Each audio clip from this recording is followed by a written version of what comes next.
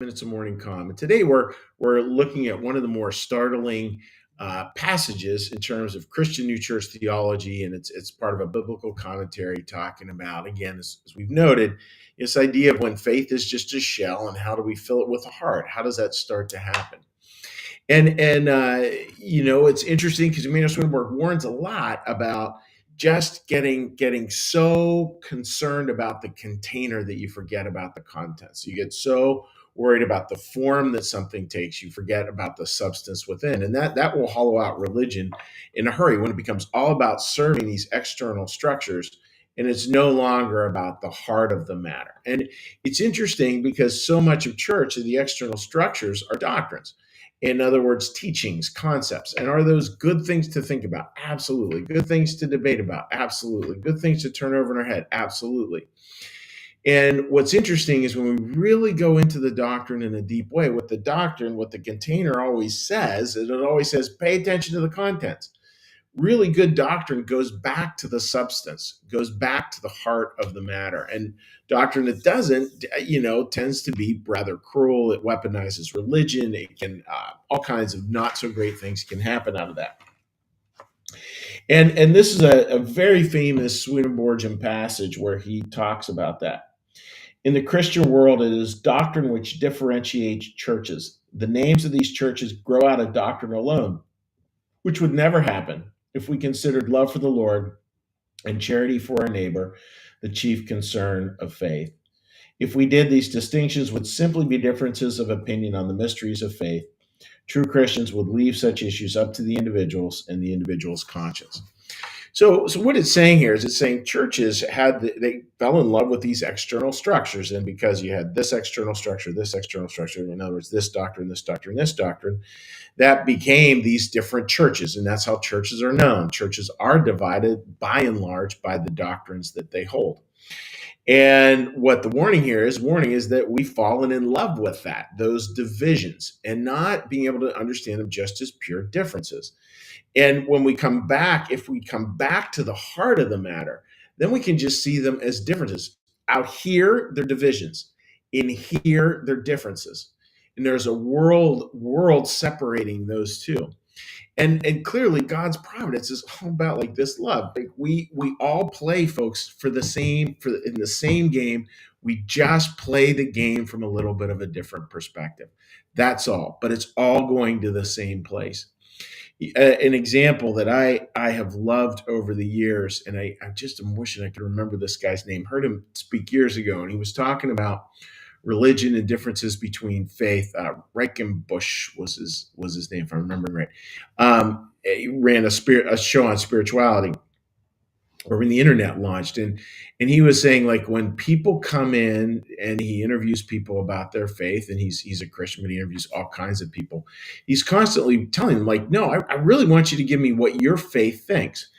And that matters a lot, because if you can hold it all in love, it's just a difference. It's just a difference of opinion. That's all it is. It's not a division, it's a difference. So when we come to that perspective, folks, it's kind of like, and he used this analogy, it's kind of like a good restaurant. If you go to get sushi, you want to go to a good sushi restaurant and get sushi. You don't want to go to a good sushi restaurant, and then order a hamburger, because that's not what they do. They don't do hamburger. They do sushi. If you want to go to get a good hamburger, get a good hamburger. And I feel every faith has its little gem like that, has its little piece that it's able to offer, that is really like, oh wow, that's really good. I think of the Quakers. That's the idea of God within. With Judaism, the idea of God is one, and this idea of social, of really taking care of people, of justice being incredibly important. There's a whole social implication to the Jewish faith that's incredibly beautiful. The Mennonite pursuit of peace, the Catholic, the focus on the family is beautiful amongst the Catholics I know. And for Christian New Church, I feel so much of it's the doctrine of use. Like, it's about serving out there in the world. It's about usefulness. It's about how do we contribute. That's something we offer, right? And if we can keep coming back to that, it's the heart. And these are just different restaurants, but they're all serving food. It's a much better place to be. there's no, it's easy to sort of like throw this out there almost as just sort of a fun, like, hey, by the way, kumbaya kind of stuff. But it's not, folks, because we are to embrace those differences. We are to look at them. We're not to be angry about them or upset about them. We're to embrace them. That is so different. And that's why the new church has to be super careful if we just get to be too aligned to just believing doctrine is the be all and end all. Passages like this say clearly that it's not. That the beautiful, one of the beautiful parts of new church doctrine is to look in and to say, oh yeah, there are all these differences, and as long as we keep the heart the same, loving God, loving other people, love God and the person right in front of you. That simple. Two commandments inextricably interwoven that are essentially one. You love God by loving other people. You love other people by loving God. It all wraps together. When we do that, that's when we start to really create a reimagined future, not just for ourselves individually, but for our families, for our communities, for our world. It just is something that's beautiful. And I know, and this is just a shout out to my family of origin. I'm very, very, very lucky. I have a Jewish brother-in-law. I have a first generation Greek brother in law. I have a Jamaican brother in law who has an incredibly good sense of humor, by the way. I have a Japanese sister in law. It's like a little mini UN in my family of origin. And that's beautiful. And we're all better for it. We are all better for it. God really looks for harmony. He looks for the word to be harmonious, not homogeneous.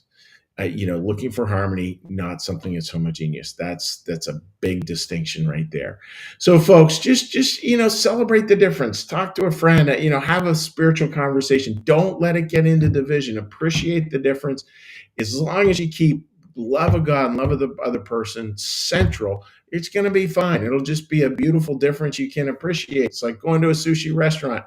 Enjoy it. Have a good time. Eat some fish. There you go. So that's the thought for today, folks. And I hope that makes a lot of sense. We're going to continue on Tuesday with some more of this passage because I think it's so incredibly important. And what I want to do now, friends, is we're going to offer a little prayer, a little meditation, a little blessing. And yes, and then we'll say hi to folks on social media. So let's do a little meditation here. And this is off of an Old Testament line. So let's get a little breath.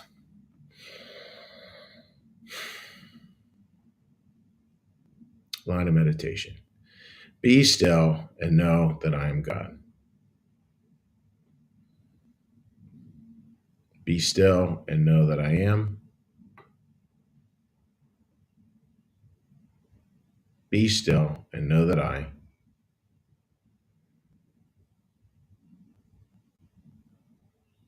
Be still and know that.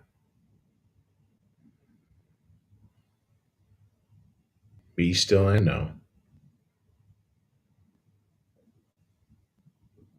Be still and. Be still.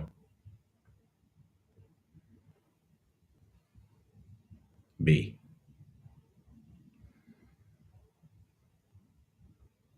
Our Father, who art in the heavens, hallowed be thy name. Thy kingdom come, thy will be done, as in heaven, so upon the earth.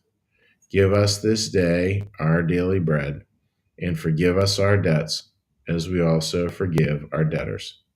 And lead us not into temptation, but deliver us from evil. For thine is the kingdom, and the power, and the glory forever. Amen. May the Lord bless you and keep you. May the Lord make his face to shine upon you and be gracious unto you. May the Lord lift up his countenance upon you, bring you peace, and bring you home. Amen. All right, dear friends, let's do a quick little hello to everyone. Again, I hope everyone has a great weekend. I know tonight and tomorrow night we have some beautiful dinners out, which is fun, and I hope you have something likewise as enjoyable on your schedule. Okay. Marianne, good morning to you. I hope you are doing well. Martha, good morning to you, my friend. Marianne shares, we are all better for the differences when we embrace it with love. I mean, Marianne, that's it. Like game, set, match. That's what I should have said, was we are all better for the differences when we embrace it with love. I think that is, I think that is so much the way life works. And Teresa, you are welcome. This is a passage that is very much. Teresa's a pastor, by the way, a marvelous pastor. And this, by the way, Teresa, is the kind of passage when I read it, I think, that's very Teresa-esque. All righty, friends. Let's hop over here. Okay. One more comment to go here. Marcus, good morning to you. I hope you're doing well.